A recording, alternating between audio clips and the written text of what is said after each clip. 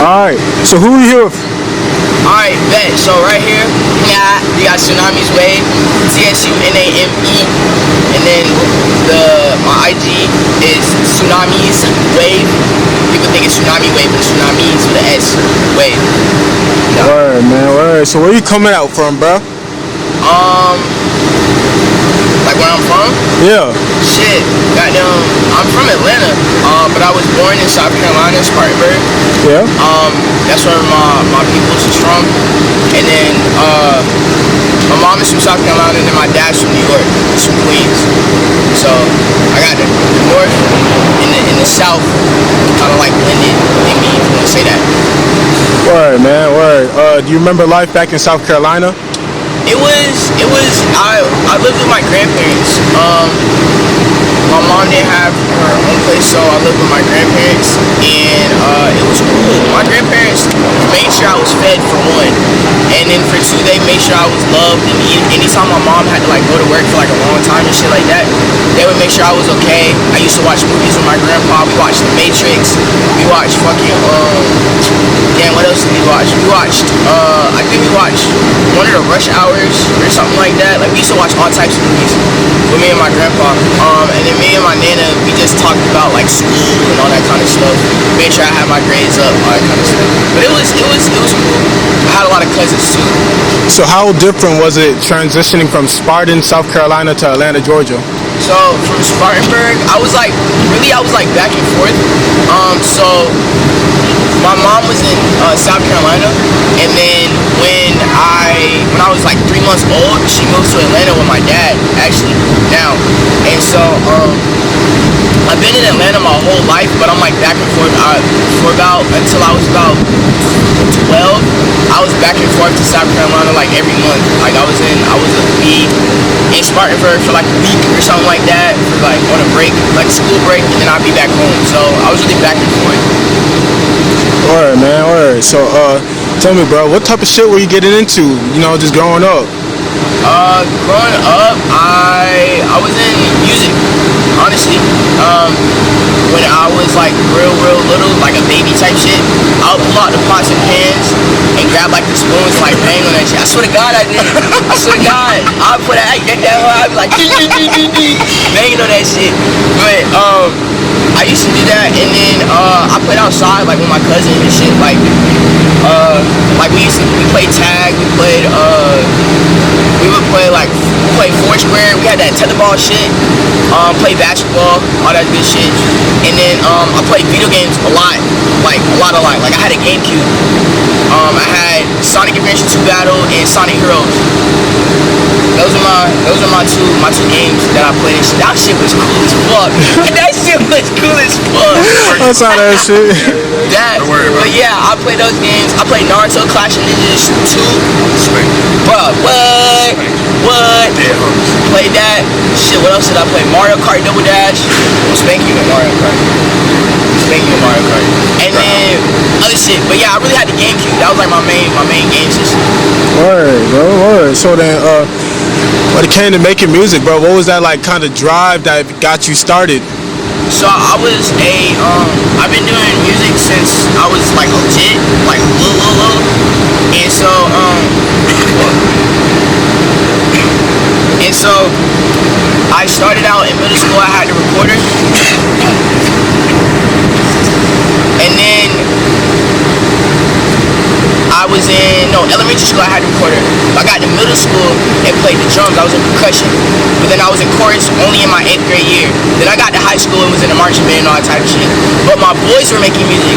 Kyler and Alenzo were King, my boy. Alright, man. That's and cool.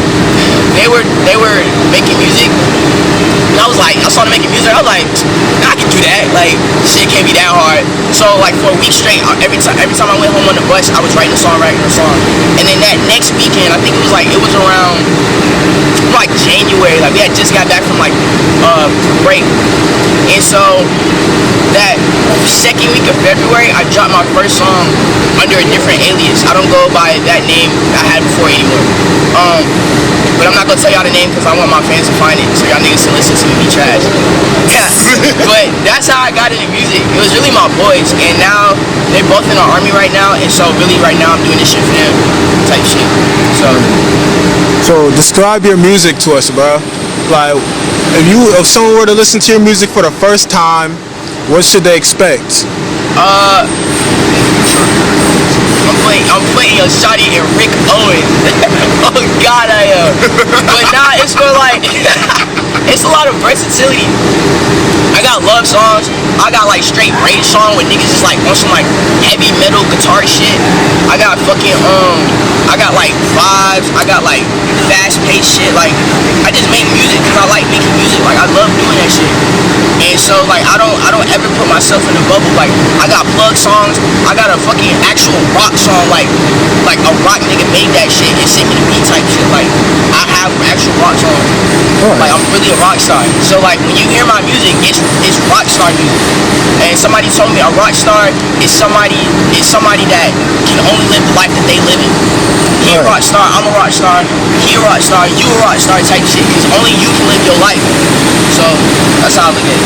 So do you feel like there's a certain image that you kind of portray through your music, sort of like the rock star, you know, something that people, well, basically when people hear your shit, yeah, there should be like a certain image they think of, you feel me? Or a certain feeling that it should give them. It's a feeling of when they listen, when I went, especially now, like my music before, like I said, it was a lot of versatility, but now I'm starting to like solidify my sound. Like I know what it is now, because I have this song called V-Long. It's on my project called Rock Out. I dropped it back in April. But that song is what I want niggas to feel. So the whole message behind the song is basically, you can't, whatever you do, you gotta do that shit with your all. Like, so how the hook goes is, I'm that nigga I know. Like, I got niggas screaming that shit at shows. I'm that nigga I know. Because I know I'm that nigga. I know whatever I put my mind to, I can do that shit. However I want to dress, I can do that shit. However I want to fucking feel at the day. Like, if I want to be fucking sad, like, let me be sad. Like, I'm that nigga. Like, I'm that bitch. I'm him. I'm her. I'm them. You know what I'm saying? Like, that's my sound. That's why when people hear my shit, that's what I want them to feel like. Alright. So, man, getting started, how easy was it for you to kind of like get the hang of it, you know, keeping up to a schedule, releasing, making music, dropping? So when I first started making music, I was like rapping, like just straight rapping, like no melodic shit, none of that. I was just rapping. And so I did that for about a year. I dropped maybe like every 2 months. I would drop every month. It just depended on how much free time I had. Cause I was also in marching band, so it just depended on how much free time I had. And then when quarantine hit, that's when I was like, okay, because I had dropped like a bunch of music. Then I did a show in my college, and so then once I did that show, I was like, okay, the music that I'm making now is not matching my energy that I have on the stage. Like when I'm on stage, like I'm wild, but it's controlled. You know what I'm saying? Like I'm in control, like I'm a beast in control type shit.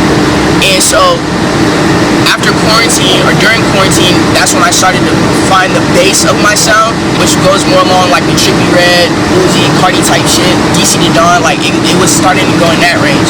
And so I'm like, okay, bam, I got my base. Now how am I going to make it to where it's my sound?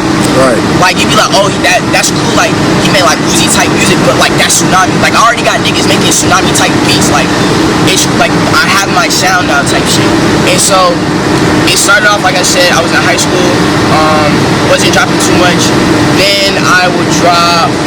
Then it came to the point I was dropping like every 3 months. Like I barely dropped. Then it went to the point like I didn't drop it all, and I was like, fuck it, I'm gonna drop an EP for niggas because I have not dropped it forever.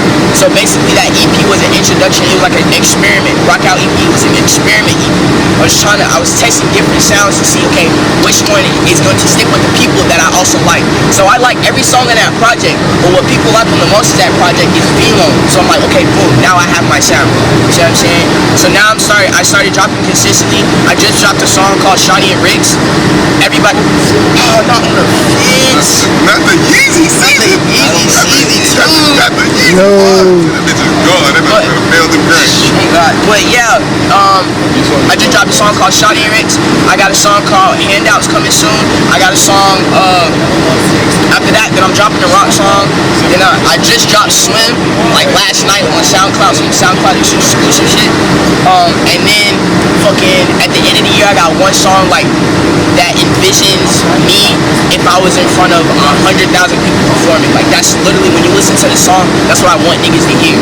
So that's coming at the very end of the year. And then I also got I have a video that I'm dropping.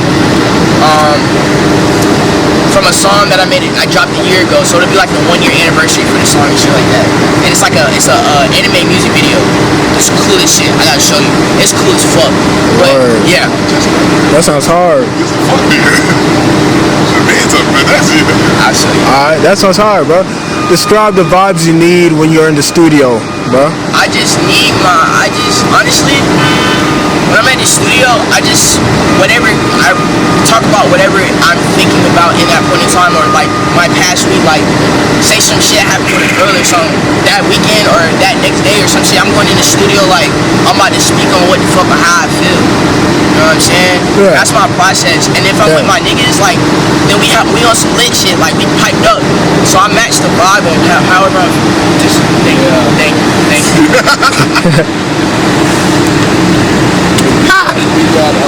I match the vibe on like whatever I feel at that point in time. So, but I never force myself to go into the studio. That's one thing I never do. If I don't feel like getting in, I don't get in. So how do you get through the stagnant moments? The stagnant moments, I find inspiration. When I go into the stagnant moments, I start looking for new artists to listen to. So I can get some type of like, it's almost like an inspiration. Like I don't give a fuck if so I had a stagnant moment and I listened to Sofego. I had found Sofego for the first time. Then I started making music. Then I fell off. I had another stagnant stage. Then I found this nigga. His name is Kid Mob. I fuck with that nigga. He's like an underground artist. Like he not known like at all. Like nobody knows him. Nigga living in North Carolina. I started listening to his music. That is like my fucking little brother. Like on some music shit. Like he's cold as fuck. And so I started listening to his music. Then I started making my own music. So when I'm stagnant, I find inspiration in new artists, or I find inspiration. Okay, what have I done in this past month? Like these past 6 months, what has happened in my life that I can talk about? And eventually, I'll just start freestyling, and whatever comes to mind, that's what comes to mind. I make the song, and I'm back on the road. So, but like I said, I never force myself to make music. Never. I never want to force myself, because then it's not authentic and it's not genuine. You're not speaking from the heart. Right. You know what? That's true, bro. That's true. You don't want to be one of those people that keep on making music. It all sounds generic, the same. You could tell they're just trying to like drop something just to drop, put it out just to put it out. But you really want to like reach out to the fans, or the people that support you through your art, Now then, when it comes to recording and making music, bro, do you have any favorite tracks you got out there? That I made? Yeah. Shawty and Riggs. I've been watching Shawty and Riggs. I love it. I played with. Alright, so I'm gonna tell y'all the backstory of that song. I was supposed to make a video and post it, but this is better. So I went to a Thank You for Dying show, and shout out back and his shit. I went to a Thank You for Dying show, and I met these twins, and they was wearing rigs, and they like really fucked with my music, and like it was like, damn, your music hard as fuck, like and it was like, but it was like genuine, like it was real love type shit.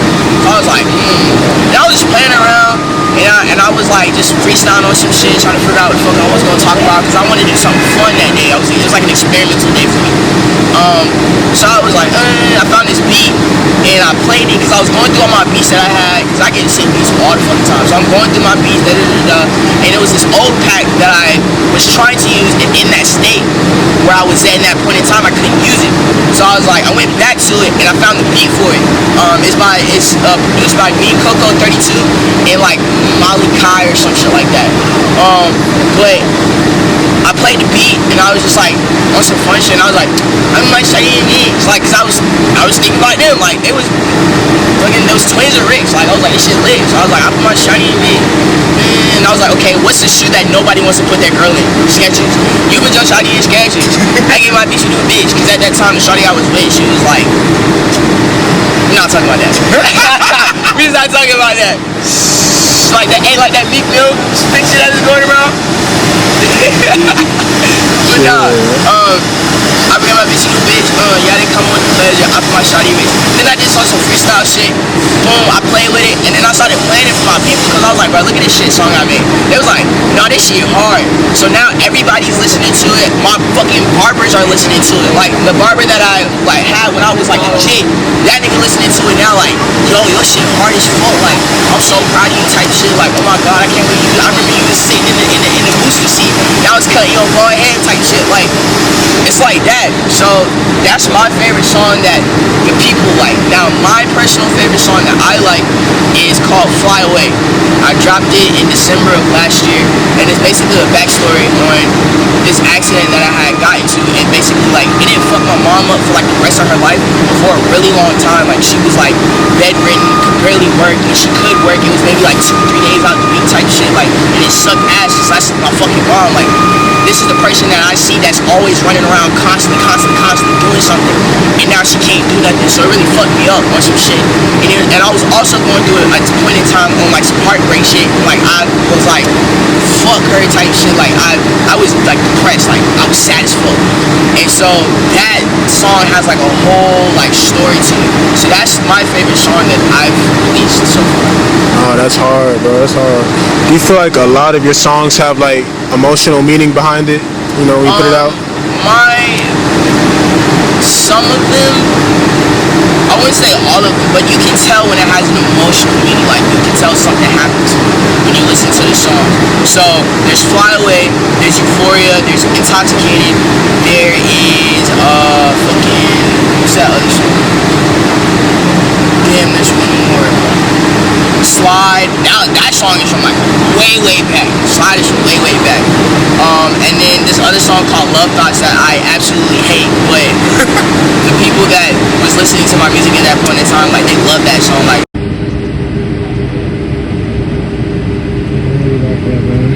Alright, Tsunami.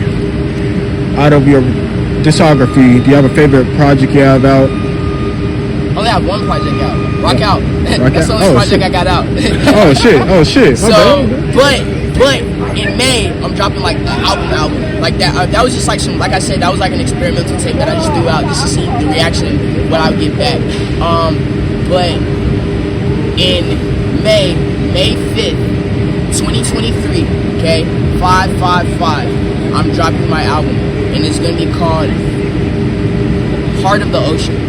Heart of the Ocean? What's to expect, bro? What do I expect? Yeah, what should we expect? Some more I know shit. That, little bit of Shawty and Ricks type shit. And just really on some like, the inspiration behind the tape is one, I want to solidify the Tsunami name. It's a wave, you know what I'm saying? It's in the ocean, so I want to solidify that name and my branding, if you want to call it. But the tape inspiration would be Lil Uzi Vert versus the World. So the way I want it structured and the way I want it laid out in the type of songs, I want it to be my sound, but in that type of, the way it's like each track is laid out like from start to finish. Alright. Now I know you just told me all the artists that you listened to recently, you know, inspiration from, but who did you listen to like growing up, bruh, as a kid, coming up? I listened to Mary J. Blige, Mary, Michael Jackson, a little bit of Outkast, shit. I can go on I can't think off the top of my head. I can definitely go on my phone and shit. Damn, it don't work every time, and it don't work. Yeah. But like old shit. And so then growing up, yeah, that's pretty much it. It's a lot of old shit. My mom used to, Beyonce, did I say Beyonce already? Beyonce. My mom listens to a lot of Beyonce. She had the tape. She had the CD where she had the little goddamn sparkly shits on her chest, and that's all she had. But it was like covering her titties and shit. You know what I'm talking about? That tape. Yeah, that's what she listened to a lot. That's hard, bro. So, do you remember your first performance? Hell yeah, dude. All right. My first performance doing like music, like band included, or like my first performance with my music. Just your music, bro. My music, okay. So I was at KSU. I go to KSU. I'm majoring in media and entertainment and a minor in accounting. But I was at KSU. I was on the Kennesaw Activities Board, and they had a talent show, and so I decided to join the talent show. And I made like a whole like fucking like picture that had like all my social media, including my Snapchat. It had like what music platforms I was on. Then it had the big ass word name. It had Tsunami like big as fucking yellow. And then it had like these like swirly backgrounds and shit like that. Basically like promoting myself and shit. And I performed this song called Off Brand, On the Way, or On My Way, and Slide. Those are the 3 songs I performed. And that was something. I think I have footage in my archive, and I'm gonna show y'all. I'm gonna show y'all when we get back to the car. I got a lot of shit to show y'all that I don't show people. But that was my first performance, and you can see if you listen to the music and how I performed, you can tell like, okay, that didn't match. Now I know why he changed. But that was like my first ever performance. My mom and dad and my little brother was there. They watched me. They were so proud of me. Yada yada yada. And I loved it. I had a blue jean. He high as fuck. Listen, nigga, I'm high as a room right now. I swear. He high as fuck. But no, I had a Adidas cap. I had a windbreaker, a big ass windbreaker. I had a white shirt, black jeans, and I had white slip-on Vans. That was my fit. What? That was my fit for this show. The fuck did you have on? I had white slip-on Vans, Listen, I've been black trying jeans. to be quiet your whole interview, but I'm not I can't let you slide with that. That's what I was wearing. I've kept But I felt like I was fly as fuck. That whole day when I was on campus, I felt like I was fly as fuck. It sounded like it was like 2014. Nah, bro, this was like, it was before quarantine. I was in college. It had been like 2019. Man, you are younger than me. Yeah. Ew, nigga, you are tripping. Yeah, bro. 2019. Hey, man, what's the proudest moment in your career so far, bro? My proudest moment in my career is thank you for dying 7. Nigga, I crowd surfed for the first fucking time. Oh my god, that was so lit. That, and I hosted the event too. That whole show was amazing. Man, what? I had more people. Can't say that on camera. I had more people than somebody that should have had more people than me. And he signed. Bro, you been hanging around me way too much. Don't give a fuck, bro. That shit was crazy. That shit was so fucking crazy, bro. Oh my god. Bro, the pictures of my photographer, oh my god. That shit, it was crazy. That been my proudest moment in my career so far. Alright, man. That's hard, bro. That's hard, bro. What do you expect next 3 years, next 5 years? Nigga, I'm going to fucking Rolling Loud. Yeah. I don't think niggas understand. Like, I'm going to Rolling Loud type shit. And in 2023, I'm going to Miami Rolling Loud. I'm speaking that, manifesting that here, right here, right now. What pack? Wolfpack. What you talking about? Nigga, we's going to fucking Rolling Loud. Me, this nigga, you know what I'm saying? My niggas is going to Rolling Loud. We going to Coachella, nigga. We going to the Governor's Ball. We going to fucking Smokers Club. Like, we doing all that shit. Sold out shows. Whole crowd screaming our songs type shit. That is what, in the next 3 years, that's what the fuck is gonna happen. Hard. No, I believe in that, bro. You're speaking into existence what's gonna happen. Now, a question for both of y'all. If y'all were a strain of weed, what strain would it be? Grim Reaper cat piss. I don't know no strains of weed, but my favorite one is birthday cake. Grim Reaper cat piss, nigga. I like 2025. Everybody gonna be smoking that shit. And I like smoking float. But like top 2 for sure. I tell you, after I had never smoked so much until I started hanging with this nigga. Hey, man. I still have control. Like, I'm not gonna trip if I go fucking 2 weeks without smoking. But every time I see this nigga, he like.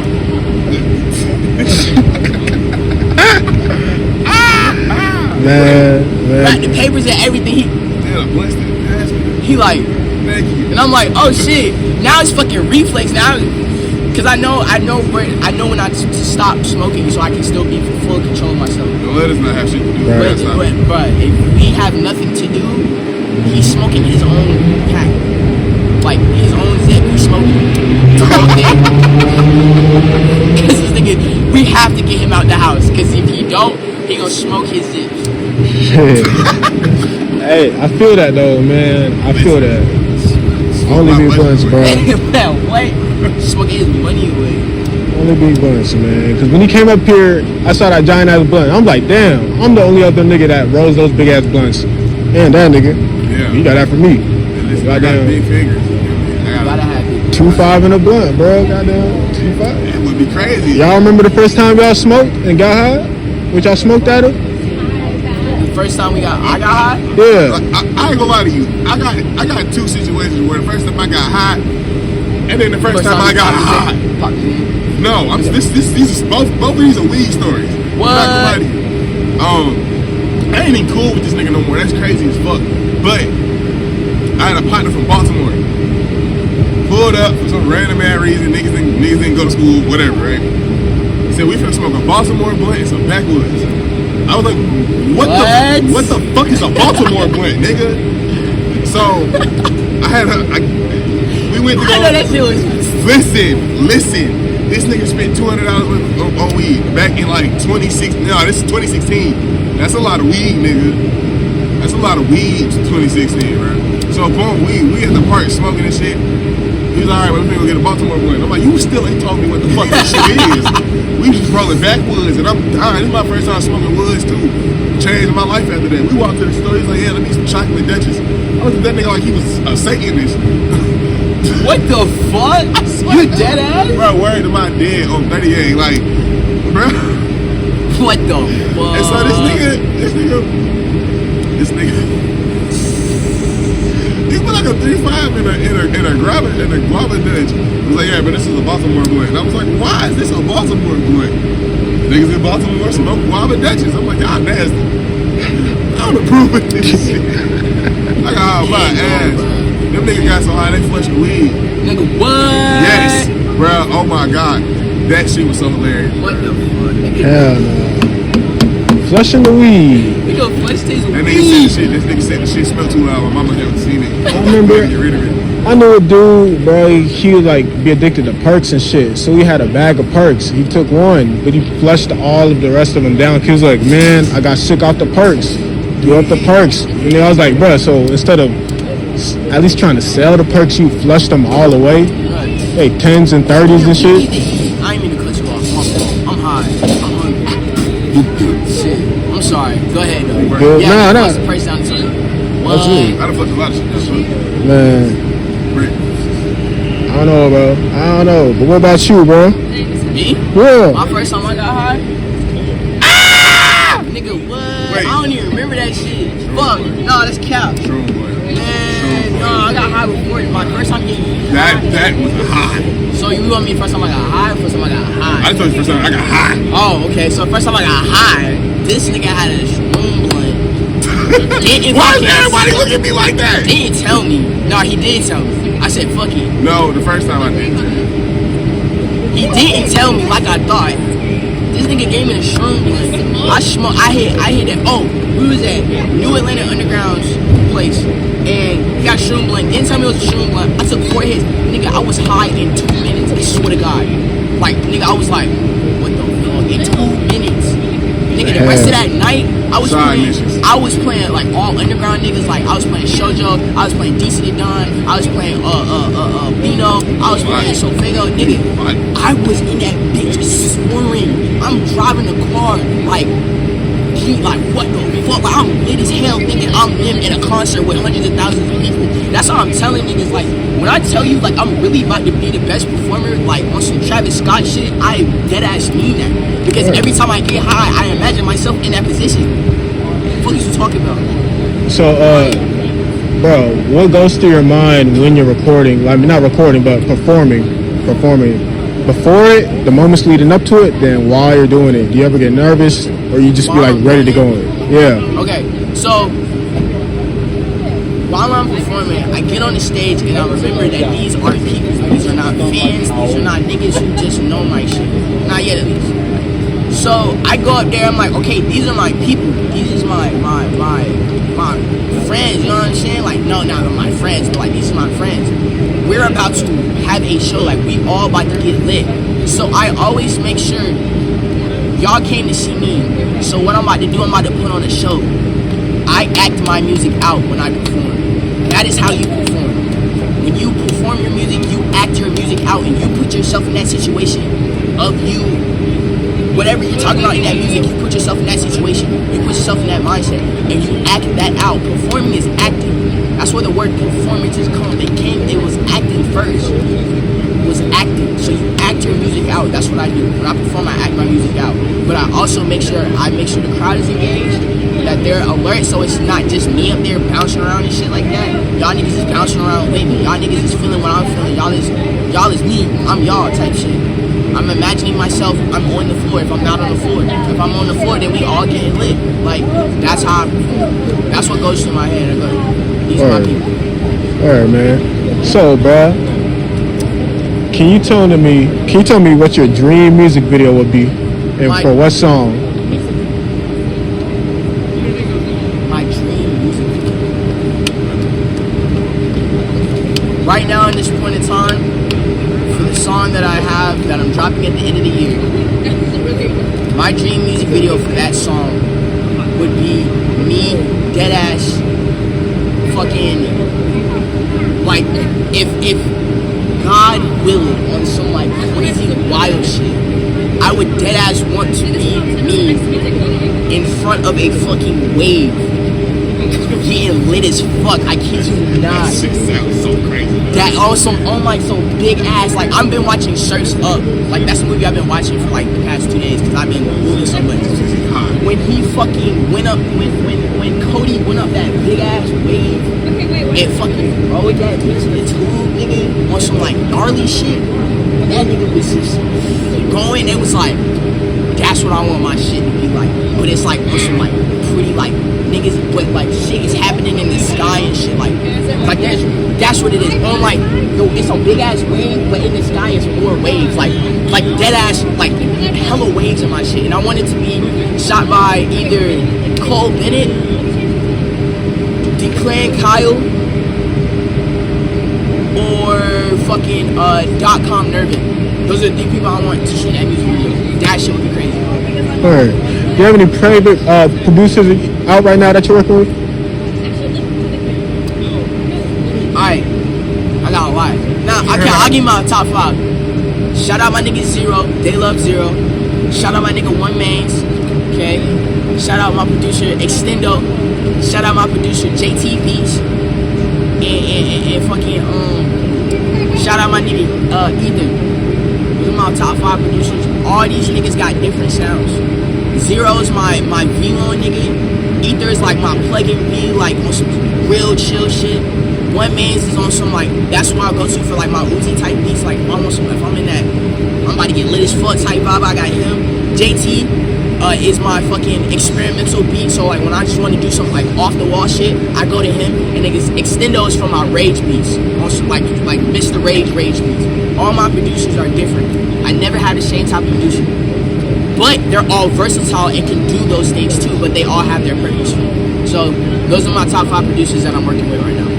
Alright, that's hard, man. That's hard. Now then, when it comes to networking, bro, is that easy for you? Yes.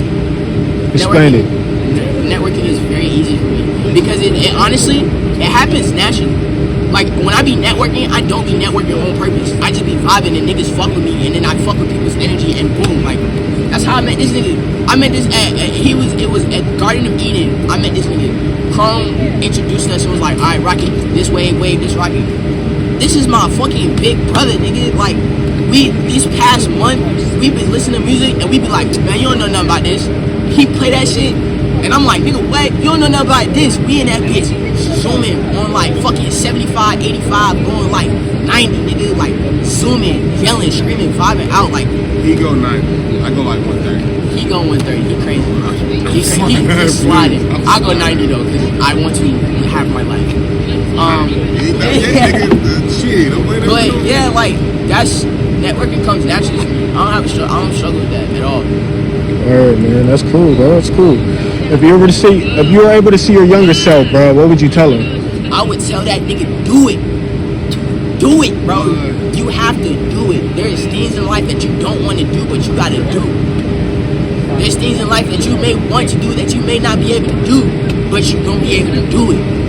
That's what I would tell my younger self. Do it. Just do it. On some Nike shit, like that slogan is fucking real. Just do it. I don't even wear Nike like that. Like, this is not Nike. This ain't definitely not Nike. This. I got on Nike. He got on Nike. I got on the dope boy. I got on. But like, no, I would tell myself, do it. You're thinking about it and you want to do it, but you're scared to do it because you don't want to get bad reviews back. You're going to get bad reviews back. You're going to get constructive criticism. But all that do is going to make it better. So just do it. That's true, bro. Now, what would you have to tell other creators out there, you know, doing what they do? I would tell them to find their own lane. It's okay to copy somebody, but if you copy them, you got to make it your own. There's plenty of musicians out there that sound the same that have made it big. There's plenty of them. There are plenty of actual artists like drawing and painting that have found inspiration from similar styles but had tweaked it to make it their own. So what I would tell other creators out there is, if you are serious about what you're doing, then go do it. If you're not serious, just do it as a hobby. Make sure you always do something you love though. Make sure you love it at the end of the day. Fuck what everybody else got to say. As long as you love it, then that's all that matters. Right. That's true, man. And one more time, where can we find you at? You can find me on all platforms, Tsunami, Tsuname. My social medias are Tsunameswave, Tsunameswave.